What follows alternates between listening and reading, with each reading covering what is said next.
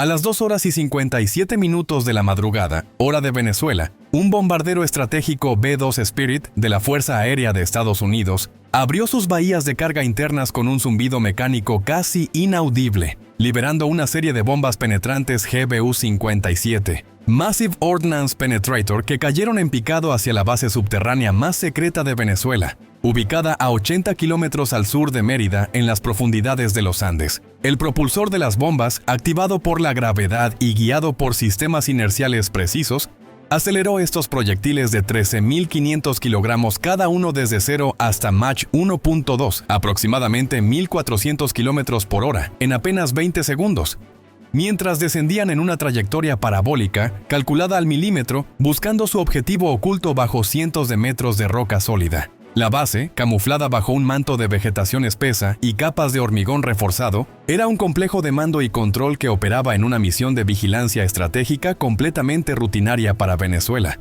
pero que escondía algo mucho más siniestro: laboratorios para experimentos con armamento avanzado suministrado por aliados extranjeros. Y aquí es donde tienes que poner atención, porque lo que ocurrió en los siguientes 3 minutos y 51 segundos no solo alteró el destino de esa instalación y su personal de 120 hombres, sino que desató una respuesta aérea estadounidense tan brutal y desproporcionada que Venezuela perdería aproximadamente $2.500 millones en equipamiento militar, más el 42% de su capacidad de defensa estratégica en menos de 16 horas. Pero déjame retroceder un poco, porque para captar cómo llegamos a este punto, necesitas saber la cadena impresionante de errores de cálculo, confusiones tácticas y, francamente, una arrogancia desmedida que llevó al comandante venezolano a tomar quizás la peor decisión de su vida profesional: activar las defensas contra una aeronave estadounidense que técnicamente no había invadido el espacio aéreo soberano ni mostrado ninguna intención hostil. ¿Cómo rayos alguien piensa que eso es una buena idea? Bueno, déjame explicarte. Porque la historia es cautivadora en su torpeza. Mira, todo empezó 72 horas antes, cuando Venezuela decidió lanzar un ejercicio de defensa estratégica a gran escala que bautizaron como Fortaleza Andina 2025. La idea, según los estrategas en Caracas, era mostrar al mundo sus capacidades defensivas mejoradas después de invertir $600 millones en modernizar bases subterráneas durante el año anterior. El ejercicio implicaba la activación simultánea de todas las instalaciones en la región andina, simulaciones de respuestas a intrusiones aéreas y, lo más riesgoso, la coordinación con asesores militares rusos que habían llegado 3 semanas atrás, supuestamente para capacitación avanzada, pero que Estados Unidos sospechaba estaban recolectando datos sobre patrones de vuelos estadounidenses en la zona. Ahora bien, aquí va el primer tropiezo. Venezuela notificó a la comunidad internacional sobre el ejercicio a través de canales diplomáticos estándar, pero el mensaje fue ambiguo sobre el alcance geográfico exacto y la duración precisa, generando una incertidumbre peligrosa sobre si las actividades se limitarían al espacio aéreo venezolano o si los radares monitorearían activamente aeronaves en cielos internacionales cercanos. Estados Unidos replicó con una nota diplomática recordando que los cielos internacionales sobre los Andes son un espacio libre donde todas las naciones pueden operar, y que cualquier acción agresiva contra aeronaves estadounidenses en territorio neutral se tomaría como un acto de guerra. Pero aquí está el detalle. Esa alerta no permeó del todo hasta los niveles operativos de las Fuerzas Armadas venezolanas, atascada en la maraña burocrática. El coronel Javier Torres, al mando de la base subterránea más secreta, era un oficial con 25 años de servicio y fama de ser extremadamente proactivo en cómo interpretaba las directivas. Había recibido entrenamiento en academias rusas durante 7 meses el año pasado, donde los instructores le inculcaron la noción de que sus sistemas defensivos subterráneos eran técnicamente superiores a cualquier amenaza occidental y que en un escenario hipotético de confrontación podría neutralizar bombarderos estadounidenses si aplicaba los protocolos al pie de la letra. Y mira, no te voy a engañar, el B-2 Spirit es un bombardero impresionante en sus capacidades, con un alcance de más de 11.000 kilómetros sin repostar, una carga útil de hasta 18.000 kilogramos de municiones, tecnología de sigilo que desvía las ondas radar gracias a su forma aerodinámica y materiales absorbentes, y la capacidad para volar a velocidades subsónicas a altitudes altas mientras mantiene una precisión quirúrgica en los ataques. Suena formidable, ¿verdad? Pero aquí radica el problema. Las especificaciones en los manuales de propaganda aérea son una cosa, y la realidad de un enfrentamiento contra un oponente con contramedidas electrónicas sofisticadas y tripulaciones con experiencia en combate real es algo totalmente distinto. Torres no parecía captar, o tal vez no quería aceptar esa diferencia crucial. Cuando el ejercicio arrancó a las 20 horas del día anterior, Torres recibió instrucciones de su alto mando: activar todos los radares, rastrear todos los contactos aéreos en rango y simular protocolos de defensa. Pero estas son las palabras precisas, y esto es clave: no activar fuego real bajo ninguna circunstancia sin aprobación explícita del comando regional. Las directivas eran nítidas, sin rodeos, sin margen para improvisaciones artísticas, pero Torres llevaba un resentimiento acumulado por demostrar las capacidades de su base, sobre todo porque los asesores rusos observarían y evaluarían el desempeño. Déjame describirte el escenario para que sientas la presión psicológica. Torres sabía que el informe de los asesores regresaría a Moscú y podría afectar futuras entregas de armamento a Venezuela. Sabía que sus superiores en Caracas vigilaban los resultados para justificar las inversiones masivas en defensas subterráneas, y honestamente creo que una parte de él quería probar algo. Probar que Venezuela no era una nación pequeña que se deja intimidar. Probar que las inversiones en tecnología rusa valían la pena.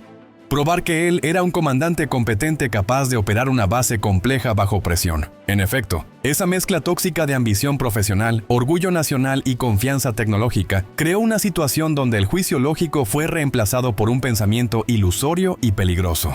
A las 2 horas y 52 minutos, el radar de búsqueda de la base de Torres detectó un contacto aéreo a 420 kilómetros al norte, moviéndose a 920 kilómetros por hora a una altitud de 18.000 metros. El sistema identificó automáticamente el perfil de vuelo como consistente con un bombardero pesado basado en velocidad, altitud y ecos radar. El operador de radar, sargento Luis Mendoza, que llevaba en su estación desde el atardecer, reportó el contacto a Torres, precisando que el objetivo estaba en espacio aéreo internacional, unos 280 kilómetros de la frontera venezolana, claramente fuera de territorio soberano. Torres ordenó que el sistema cambiara a modo de rastreo activo, iluminando el objetivo con radar de control de fuego 30N6E2 para obtener datos de puntería más precisos. Ahora déjame explicarte qué significa esto porque es importante. Cuando cambias de radar de búsqueda pasivo a radar de control de fuego activo, estás básicamente pintando el objetivo con energía electromagnética de alta potencia que permite generar una solución de disparo precisa, pero también alerta inmediatamente al objetivo de que está siendo apuntado con un sistema de armas. Es el equivalente a apuntar una pistola cargada a la cabeza de alguien. Técnicamente no has disparado todavía, pero has cruzado la línea de amenaza implícita a amenaza explícita e inminente. Ahora imagina estar en la cabina del mayor Ethan Carter, piloto del B-2 con 2.300 horas de vuelo y veterano de 158 misiones de combate sobre Siria e Irak. Estás volando una patrulla rutinaria sobre cielos internacionales, pensando en qué vas a desayunar cuando regreses a la base en 3 horas, cuando súbitamente tu sistema de alerta radar RWR explota con un tono agudo que indica que estás siendo iluminado por radar de control de fuego. La pantalla muestra la clasificación automática del radar 30N6E2 en banda X asociado con sistema S300PM. Ubicación aproximada basada en la dirección de la señal. 80 kilómetros al sur dentro de Venezuela. Carter sintió la adrenalina instantánea inundando su sistema mientras su cerebro procesaba la situación en fracciones de segundo. Estaba en espacio aéreo internacional. Verificó el GPS, que mostraba la posición a 280 kilómetros de la frontera venezolana. Definitivamente no había violado el espacio aéreo soberano. No había mostrado intención hostil, simplemente volando una patrulla recta y nivelada. Entonces, ¿por qué diablos los venezolanos lo estaban iluminando con radar de control de fuego? Su entrenamiento activó respuestas automáticas. Transmitió en frecuencia de emergencia internacional. Aeronave estadounidense en espacio aéreo internacional sin intención hostil. Solicito cese en iluminación de radar inmediatamente. Simultáneamente activó el sistema de contramedidas electrónicas AN-ALQ 61, que comenzó a generar interferencia para degradar la efectividad del radar venezolano y lanzó una salva preventiva de señuelos radar. cartuchos que eyectaron nubes de tiras metálicas para crear ecos falsos en el radar. En el centro de control de la base, Torres observó cómo el retorno de radar de su objetivo súbitamente se multiplicó en una docena de ecos falsos, mientras el sistema de contramedidas estadounidense comenzó a interferir sus frecuencias, y aquí cometió el segundo error crítico. Interpretó las contramedidas defensivas de Carter como acción ofensiva. Su lógica retorcida fue algo como: si el objetivo está usando contramedidas, significa que tiene intenciones hostiles, por lo tanto, constituye una amenaza que justifica respuesta. Es un razonamiento absolutamente insano porque cualquier piloto militar del mundo activaría contramedidas cuando es iluminado por radar de control de fuego. Es procedimiento operacional estándar, no indicación de hostilidad. Pero Torres ya había convencido a sí mismo de la narrativa, donde estaba defendiendo el espacio aéreo venezolano contra un agresor estadounidense. Los asesores rusos en la sala de control observando los procedimientos probablemente contribuyeron a la decisión porque Torres quería impresionarlos, demostrando que podía mantener la fijación en un objetivo avanzado, incluso con contramedidas activas. Ordenó cambiar frecuencias de radar y aumentar potencia para penetrar la interferencia. El sistema luchó durante 16 segundos antes de restablecer contacto sólido. Ahora, mostrando el objetivo a 410 kilómetros, moviéndose lentamente hacia el norte, alejándose de Venezuela. Carter había iniciado un giro gradual hacia el norte, alejándose de Venezuela para demostrar claramente que no tenía intenciones hostiles mientras transmitía su situación a controlador de E-2 de Hawkeye, que orbitaba 300 kilómetros al norte. El controlador, teniente Sarah Chen, quien monitoreaba el espacio aéreo mediante el radar potente del Hawkeye, confirmó la posición de Carter definitivamente en internacional y le advirtió: mantenemos rastreo de la base venezolana que te iluminó. Sugiero incrementar distancia y mantener alerta máxima. No tenemos indicación de lanzamiento de misil. Pero la situación es anómala.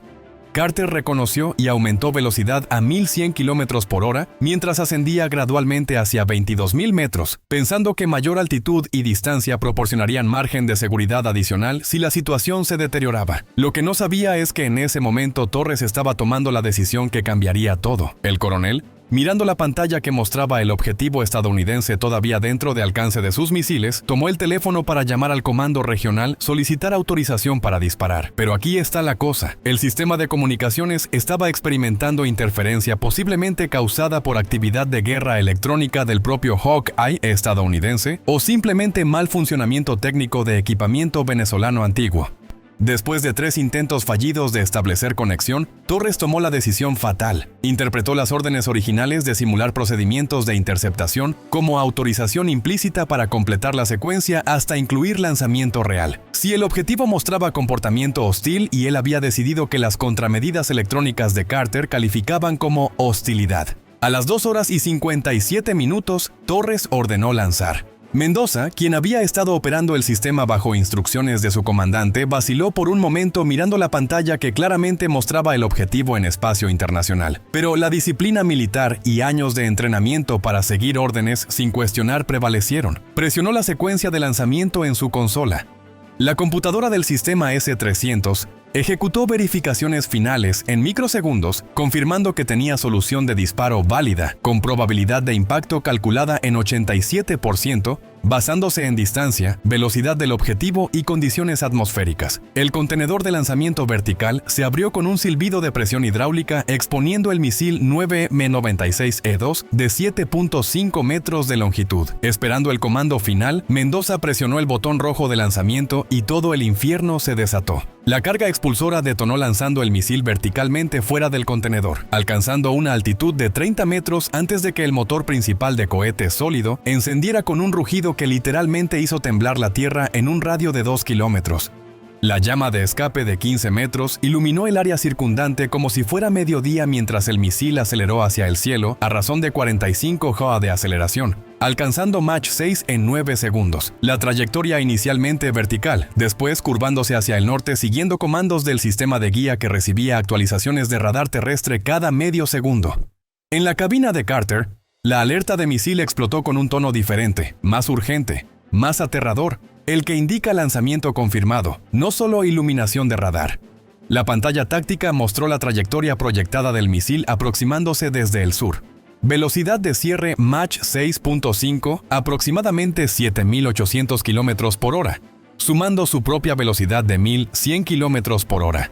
La computadora calculó tiempo hasta impacto, 2 minutos 43 segundos. Carter no perdió ni fracción de segundo en shock o incredulidad. El entrenamiento de años y experiencia de combate real activaron respuestas automáticas que probablemente le salvaron la vida. Empujó el acelerador a postquemador máximo sintiendo los motores aumentar, empuje instantáneamente acelerando el B2 de 920 a 1100 km por hora en 12 segundos. Simultáneamente comenzó una maniobra evasiva que había practicado literalmente cientos de veces en el simulador, pero nunca ejecutado contra un misil real con intención de matarlo. Tiró la palanca hacia atrás, ejecutando un ascenso pronunciado de 45 grados subiendo de 19.000 a 24.000 metros en 30 segundos mientras aplicaba 7 ohm de fuerza que lo aplastaron contra el asiento, estrechando la visión a túnel. En la cumbre del ascenso, ejecutó un barril roll completo girando 360 grados alrededor del eje longitudinal mientras empujaba la nariz hacia abajo, iniciando un descenso de alta velocidad. Estas maniobras violentas diseñadas para romper la fijación del buscador del misil y complicar cálculos de intercepción lanzó otra salva de señuelos radar y esta vez también bengalas infrarrojas, aunque sabía que el misil probablemente usaba guía radar, no infrarroja, pero en situaciones de vida o muerte usas todo lo disponible. El misil ajustó trayectoria compensando por maniobras de Carter. Su sistema de guía procesando datos de radar terrestre más información de su propio buscador de radar activo, que había activado a 50 kilómetros del objetivo. Este buscador era sofisticado, capaz de distinguir objetivo real de cebos de señuelos radar mediante análisis de características de retorno de radar, velocidad, efecto Doppler y correlación con último dato conocido de posición. Pero aquí está donde el entrenamiento y táctica de Carter comenzaron a marcar diferencia. Continuó ejecutando maniobras impredecibles, alternando entre ascensos, descensos, giros cerrados y cambios de velocidad cada 2 a 4 segundos, nunca manteniendo vector constante por más de 3 segundos. Esto forzaba el sistema de guía del misil a recalcular trayectoria constantemente y cada recalculación introducía pequeños errores que se acumulaban. Además, Carter volaba hacia zona donde sabía que Edu Hawkeye estaba transmitiendo interferencia electrónica activa degradando señales de radar que misil dependía para guía terminal. Transmitió en frecuencia táctica mensaje urgente, Stealth 9 Big, bajo ataque de misil, lanzamiento desde Venezuela. Necesito apoyo de guerra electrónica ahora. Chen en Hawkeye ya había detectado lanzamiento mediante sensores infrarrojos de largo alcance del avión, que captaron firma térmica masiva del motor del misil. Respondió inmediatamente Stealth 9 copiado. Activando máxima interferencia en tu sector, mantén maniobras evasivas. Tenemos 4 Raptors redirigiendo hacia tu posición. Tiempo estimado 6 minutos. Pero Carter no tenía 6 minutos. Tenía aproximadamente 90 segundos antes de que misil alcanzara su posición. Si no lograba evadirlo, el 9M96E2 ahora estaba a 38 km cerrando a velocidad combinada de más de 8.000 km/h, aproximadamente 2.200 metros por segundo, lo que significaba que cubría distancia de 1 km cada medio segundo, haciendo ventana de reacción microscópicamente pequeña. Carter ejecutó lo que pilotos llaman maniobra de defensa de último recurso. Esperó hasta que sensores de alerta le indicaron que misil estaba a menos de 10 km de distancia, donde velocidad de cierre era tan alta que misil tendría dificultad extrema, ajustando trayectoria para giros bruscos. Después ejecutó giro de combate de 9G más pronunciado que límites de entrenamiento normales, porque en este momento límites de aeronave eran menos importantes que sobrevivir. Tiró palanca completamente hacia la izquierda mientras aplicaba timón derecho, creando slip lateral que virtualmente detuvo movimiento hacia adelante del B2. Haciéndolo girar casi en su propio eje en maniobra que ninguna aeronave comercial podría ejecutar sin desintegrarse. Fuerzas G eran tan intensas que a pesar de traje anti-G inflado, Carter sintió visión estrechándose a punto de perder conciencia, lo que pilotos llaman visión tunelada. Apretó músculos abdominales y de piernas con toda su fuerza y gritó para mantener presión sanguínea y evitar desmayo, porque perder conciencia ahora significaba muerte cierta. El misil intentó seguir giro, pero leyes de física son implacables. Viajando a Mach 6, el radio de giro mínimo del misil era aproximadamente 4 km comparado con menos de 2 km para B2 a velocidad reducida después de maniobra evasiva. Misil pasó a 800 mm por debajo de Carter. lo suficientemente cerca que vio flash brillante de su motor de cohete a través de cabina. Espoleta de proximidad del misil detectó objetivo dentro de radio de detonación de 1 kilómetro y comandó detonación de ojiva de fragmentación de 70 kilo. Pero debido a error de cálculo causado por maniobra extrema de último segundo, detonación ocurrió cuando misil ya había pasado posición del B-2. Explosión envió 2000 fragmentos de tungsteno expandiéndose en cono de 45 grados, pero Carter estaba justo fuera del cono letal.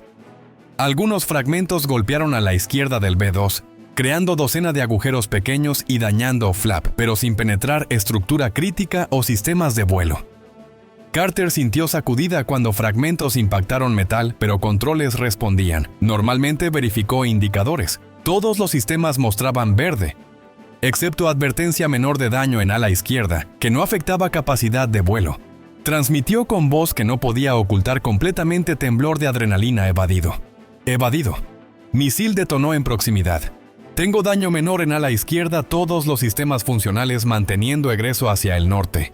Chen respondió con alivio audible en su voz copiado. Stealth 9. Excelente trabajo. Mantén rumbo actual Raptors, llegarán a tu posición en 3 minutos para escolta. Pero mientras Carter comenzaba a respirar nuevamente después de experiencia más cercana a muerte que había tenido en 300 horas de vuelo, situación estaba escalando dramáticamente en múltiples niveles. El E-2 Hawkeye había transmitido automáticamente alerta de lanzamiento de misil al comando de la Fuerza Aérea que supervisaba operaciones en región. Desde allí, alerta fue elevada en 32 segundos al comando central que tenía autoridad sobre Medio Oriente y parcialmente Caribe. En otros 46 segundos llegó al jefe de Estado Mayor Conjunto en Pentágono, quien estaba en reunión matutina cuando asistente entró con tableta mostrando alerta en rojo. Bombardero estadounidense bajo ataque de misil venezolano en espacio aéreo internacional. Piloto reporta evasión exitosa con daño menor. Situación en desarrollo. El general Marcus Thompson, jefe de Estado Mayor, con 38 años de servicio militar, leyó alerta 2 veces para asegurar que entendía correctamente. Después dijo palabras exactas que fueron registradas en grabación de reunión. Necesito presidente en línea ahora. Y preparen opciones de respuesta porque Venezuela acaba de cruzar línea que no tiene vuelta atrás. A las 3:05. Apenas 8 minutos después del lanzamiento del misil, presidente de Estados Unidos fue informado vía llamada segura mientras estaba en Air Force One regresando de cumbre internacional en Europa. Le tomó exactamente 90 segundos escuchar briefing completo antes de hacer pregunta crítica. El piloto está seguro. Respuesta fue afirmativa. Piloto egresando área con escolta de cazas, daño menor en aeronave personal ileso. Presidente entonces hizo segunda pregunta que definiría respuesta. ¿Esto fue ataque deliberado o error de un comandante local descontrolado? Asesor de Seguridad Nacional respondió con honestidad. Señor, no lo sabemos todavía, pero francamente no importa mucho. Venezuela lanzó misil contra aeronave estadounidense en espacio internacional. Eso es acto de guerra sin importar intención. Si no respondemos con fuerza a cada adversario en el mundo, interpretará como debilidad y estaremos invitando más ataques. Presidente, quien había sido senador antes de ganar elección y generalmente prefería soluciones diplomáticas sobre militares, tomó decisión en menos de 5 segundos. Autorizó respuesta militar proporcional contra base, que lanzó misil y cualquier sistema de defensa aérea venezolano que represente amenaza continua a nuestras operaciones. Quiero opciones en mi escritorio en 2 horas, pero ejecuten defensivas inmediatas para proteger nuestras aeronaves en región. Y déjame decirte, esas medidas defensivas inmediatas fueron impresionantes en velocidad y escala. En menos de 30 minutos después del ataque 4 F-22 Raptors, que habían estado en alerta en base adelantada en Colombia, despegaron con misión de establecer superioridad aérea total sobre Andes venezolanos. 6 F-18 adicionales lanzaron desde portaaviones con misiles antirradiación AGM-80 y 8 HARME, para atacar radares venezolanos si mostraban comportamiento hostil adicional. 2 EA-18G Growlers activaron guerra electrónica de espectro completo transmitiendo 20 kW de potencia de interferencia en todas las frecuencias usadas por sistemas de defensa venezolanos, efectivamente cegando sus radares más allá de 40 km. Un submarino de ataque clase Virginia que había estado patrullando cerca recibió órdenes de acercarse a aguas territoriales venezolanas, listo para lanzar misiles de crucero Tomahawk si situación escalaba, y quizás más significativo portaaviones USS Ronald Reagan, que había estado en tránsito hacia Pacífico, recibió órdenes de girar y dirigirse a toda velocidad hacia Caribe, reforzando presencia naval estadounidense en región. Todo esto sucedió en 30 minutos, mostrando capacidad de respuesta rápida que pocos países en mundo pueden igualar. Mientras tanto, en Venezuela, pánico absoluto estaba instalándose cuando realidad de lo que Torres había hecho comenzó a penetrar cadena de comando. El primer indicio de problema llegó cuando Comando Regional en Mérida intentó contactar base de Torres para rutina de actualización y operador mencionó casualmente que habían lanzado misil contra objetivo estadounidense. Hubo silencio de aproximadamente 4 segundos en línea que probablemente pareció eternidad antes de que Comandante Regional Coronel Eduardo Salinas prácticamente gritara: ¿Ustedes hicieron qué? Repita eso inmediatamente. Cuando confirmación llegó, Salinas, quien era oficial experimentado con 28 años de servicio, entendió inmediatamente magnitud del desastre. Transmitió mensaje urgente a Ministerio de Defensa en Caracas. Hemos tenido incidente grave base en Andes. Lanzó misil contra aeronave estadounidense en espacio internacional sin autorización. Necesito orientación inmediata. En Ministerio de Defensa, mensaje causó confusión inicial porque parecía tan inverosímil que algunos oficiales pensaron que era error de comunicación o ejercicio mal etiquetado.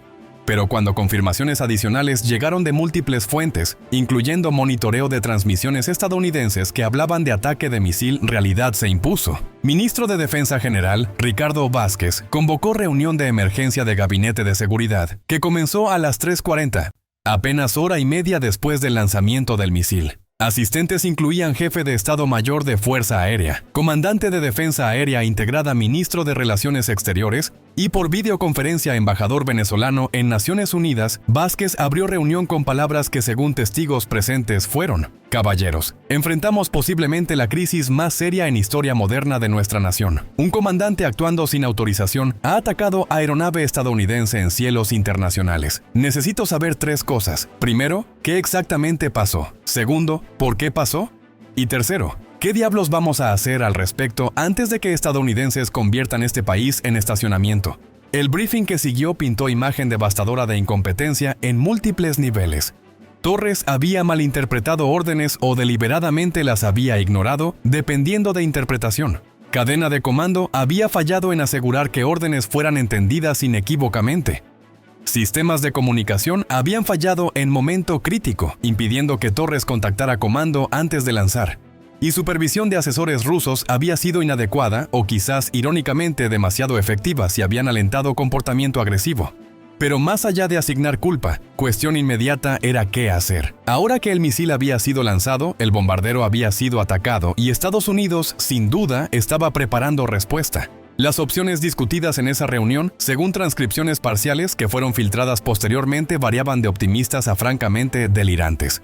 Ministro de Relaciones Exteriores sugirió emitir disculpa inmediata, caracterizando incidente como error trágico de comandante descontrolado y ofrecer compensación más castigo del oficial responsable, esperando que esto satisficiera a Washington y previniera escalación militar. Comandante de Fuerza Aérea argumentó que disculparse sería admitir debilidad y sugirió, en cambio, postura de que Venezuela estaba defendiendo legítimamente su espacio aéreo contra provocaciones estadounidenses, aunque incluso mientras pronunciaba palabras, parecía darse cuenta de lo absurdo del argumento, considerando que bombardero estaba documentadamente en espacio internacional. Jefe de Estado Mayor, sorprendentemente fue más realista, evaluando que Venezuela simplemente no tenía capacidad militar para resistir respuesta estadounidense seria, y que mejor estrategia era diplomacia agresiva buscando apoyo internacional, especialmente de Rusia y China, para presionar a Estados Unidos a limitar respuesta. Vázquez escuchó argumentos durante 38 minutos antes de tomar decisión. Venezuela emitiría disculpa caracterizando incidente como error no autorizado. Removería inmediatamente a Torres de comando y lo arrestaría.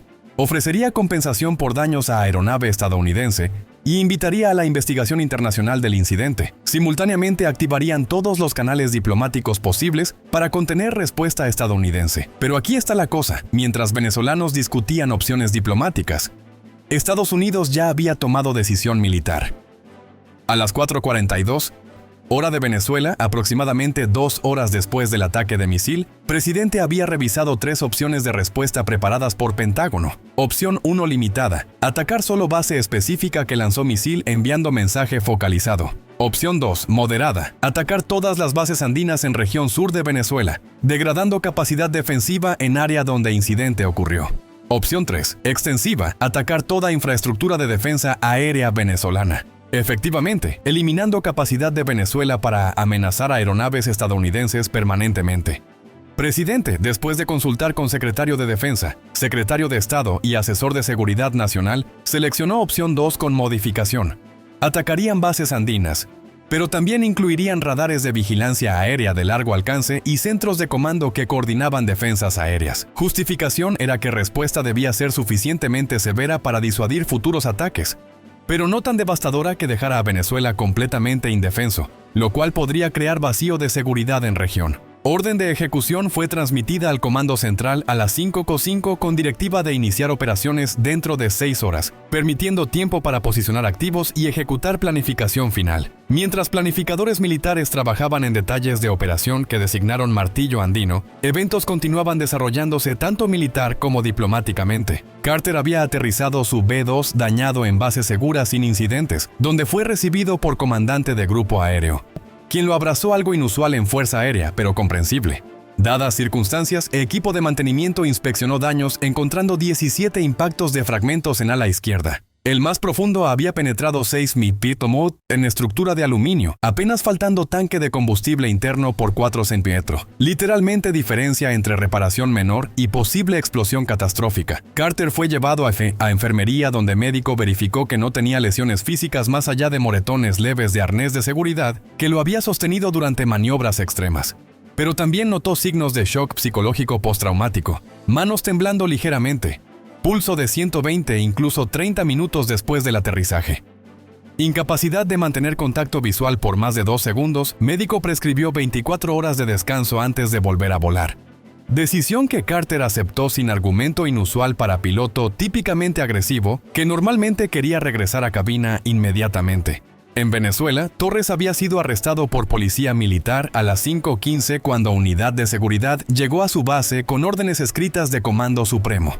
Según testigos, Torres inicialmente resistió arresto, argumentando que había actuado apropiadamente defendiendo espacio aéreo venezolano. Cuando coronel de policía militar leyó cargos formales que incluían desobediencia de órdenes directas, poner en peligro seguridad nacional y potencialmente iniciar conflicto armado no autorizado, realidad aparentemente penetró y permitió ser esposado sin resistencia adicional. Fue llevado a prisión militar en Caracas, donde permanecería en confinamiento solitario durante investigación. Irónicamente, los asesores rusos que habían estado observando operación de su base desaparecieron misteriosamente antes de que investigadores llegaran para entrevistarlos, habiendo sido extraídos silenciosamente por personal de embajada rusa, que claramente no quería que estuvieran disponibles para preguntas sobre qué papel exactamente habían jugado en decisión de Torres de lanzar.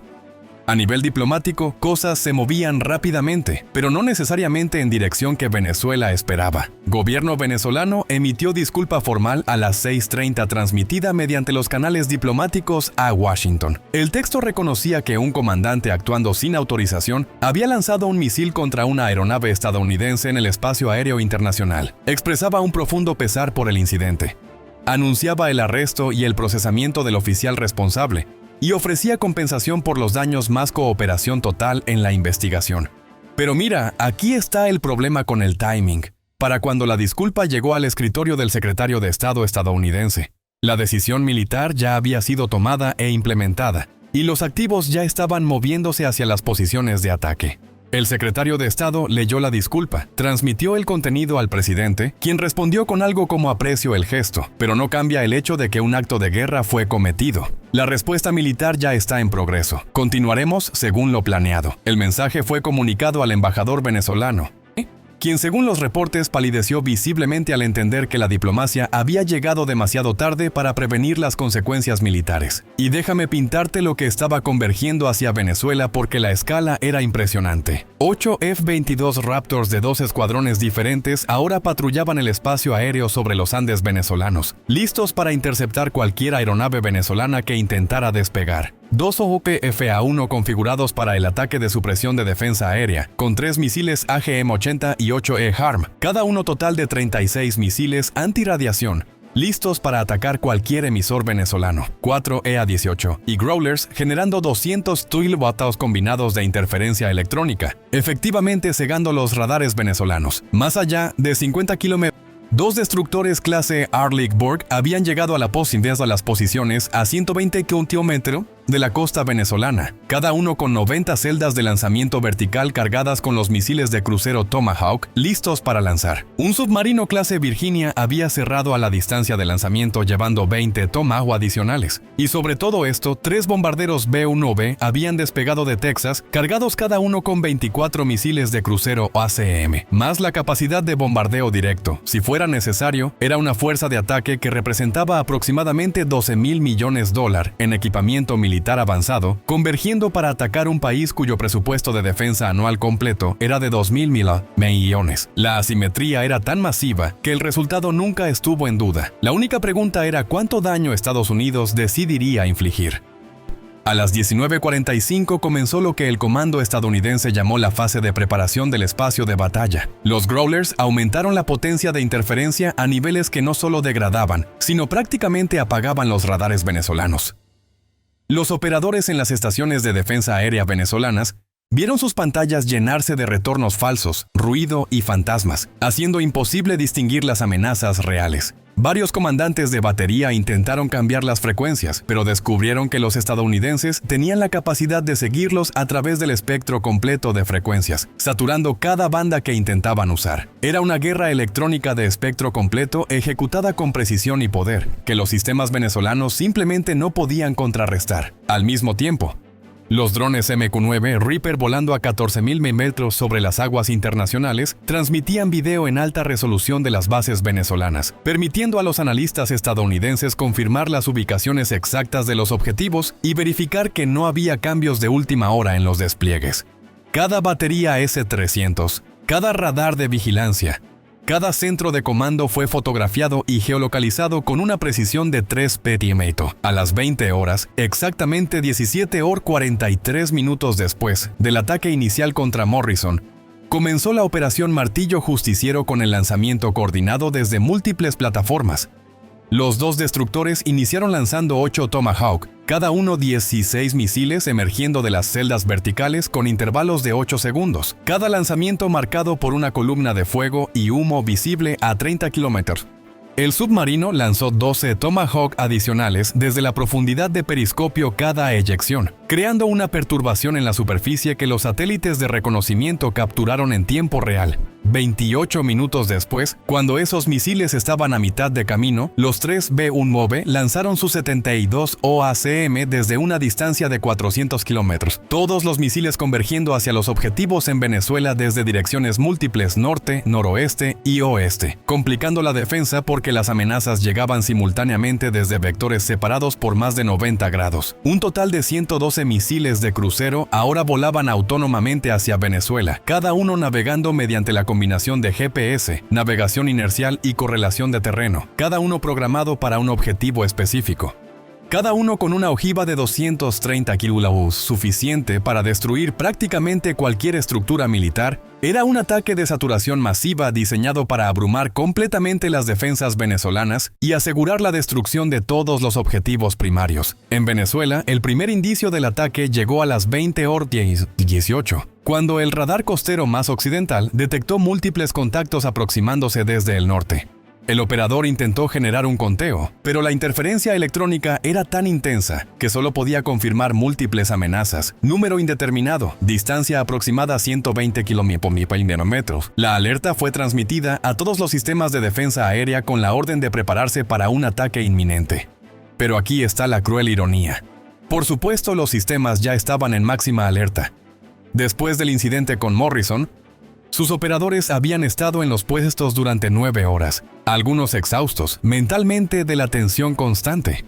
Los comandantes de las baterías S-300 intentaron activar los radares de control de fuego para generar las soluciones de disparo, pero descubrieron que en el momento que transmitían los misiles AGM-88 de los FA-18 detectaban las emisiones y lanzaban automáticamente, el primer radar que cometió el error de encender fue la batería en Maracaibo, irónicamente la misma que había lanzado contra Morrison. 3 HARM convergieron hacia su radar 30N6, desde ángulos diferentes, alcanzando el objetivo en un intervalo de 4 segundos. Las explosiones desintegraron la antena de radar valorada en 20 millones y destruyeron el vehículo de electrónica asociado. El segundo radar, que intentó activarse cerca de Cabimas, recibió un tratamiento similar 4 HARM, impactando dentro de un radio de 30 metros, destruyendo no solo el radar, sino también 2 vehículos de lanzamiento cercanos. Los comandantes de otras baterías entendieron el mensaje. No podían usar los radares sin convertirse en objetivos inmediatos, pero sin los radares no podían guiar los misiles interceptores hacia las amenazas entrantes. Estaban efectivamente ciegos enfrentando una docena de amenazas que se aproximaban rápidamente.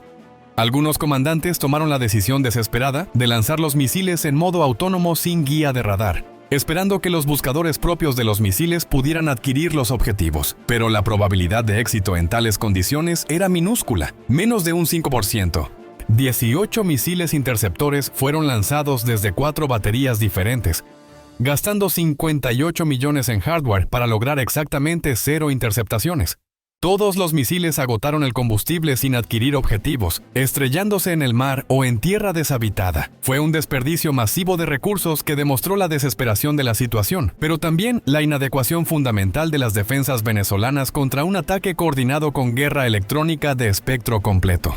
A las 20:39, los primeros Tomahawk alcanzaron la costa venezolana habiendo volado 100 kilómetros en aproximadamente 1 hora y 20 minutos. Cruzaron del océano a tierra a una altitud de 80 metros sus sistemas de correlación de terreno, inmediatamente reconociendo la transición y ajustando la navegación. En la fase terminal sobre tierra ascendieron a 300 metros. Activaron los buscadores de imagen y comenzaron a buscar los objetivos específicos. El objetivo número 1 era la batería S-300BM en Maracaibo, específicamente la que había atacado a Morrison. 3 Tomahawk habían sido asignados a esta batería para asegurar la destrucción completa. El primer misil impactó el vehículo de radar de búsqueda 36D6, que milagrosamente todavía estaba intacto después de los ataques HARM anteriores. La penetración y detonación convirtieron el radar de 30 millones en una nube de fragmentos metálicos. El segundo, Tomahawk, impactó el vehículo de comando destruyendo las computadoras de control de batalla y los sistemas de comunicación. El tercero impactó el área de almacenamiento de misiles donde 69 M96 interceptores todavía estaban en los contenedores. La explosión detonó los propulsores de cohete de los interceptores, creando una explosión secundaria equivalente a 12 toneladas de TNT, que fue sentida como un temblor menor a 15 kilómetros. Las siguientes 3 horas fueron una pesadilla continua para las fuerzas venezolanas, mientras 112 misiles impactaban los objetivos a través de la región norte del país. La segunda batería S-300, cerca de Cabimas, recibió 4 impactos destruyendo todos y sus vehículos de radar, lanzadores y comando. La tercera batería, cerca de Punto Fijo, fue demolida por 5 misiles que atacaron desde direcciones diferentes, impactando dentro de una ventana de 22 segundos. La cuarta batería intentó reubicarse después de detectar los ataques en otras ubicaciones, pero 3 y SM encontraron sus vehículos en la carretera destruyéndolos, mientras estaban en movimiento vulnerables sin sus y sistemas de defensa desplegados. En menos de una hora, las 4 baterías S-300, que representaban la inversión venezolana de 960 mil, habían sido reducidas a chatarra humeante. Pero los ataques no se limitaron a los sistemas de misiles. 6 radares de vigilancia aérea de largo alcance, incluidos 3 Nevo, que costaban 40 millones cada uno, fueron destruidos, eliminando la capacidad de Venezuela para detectar aeronaves. Aproximándose a distancias mayores de 50 kilómetros, 3 centros de comando y control que coordinaban las defensas aéreas regionales fueron atacados con precisión quirúrgica, los misiles penetrando los techos y detonando dentro de las estructuras, colapsando los sistemas de comunicación y computación.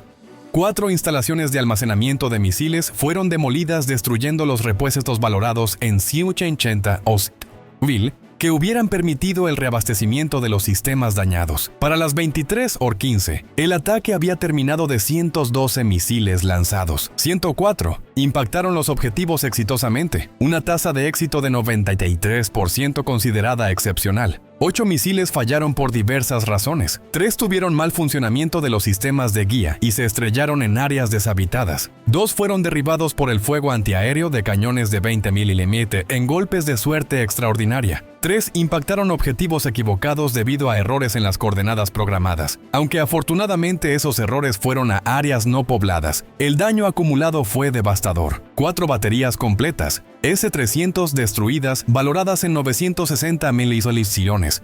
6 radares de largo alcance destruidos, valorados en 140.000 centros de comando. Destruidos, valorados en 90.000 depósitos de municiones destruidos con el contenido valorado en 180.000. La infraestructura de soporte, incluidos los generadores de energía y los sistemas de comunicación destruidos, valorados en 60 millones. Un total de daño directo de aproximadamente 1.430.000, sin considerar que el reemplazo tomaría años y costaría significativamente más debido a la inflación y las dificultades de adquisición bajo las sanciones. Suscríbete si te gustó el video y quieres ver más videos como este.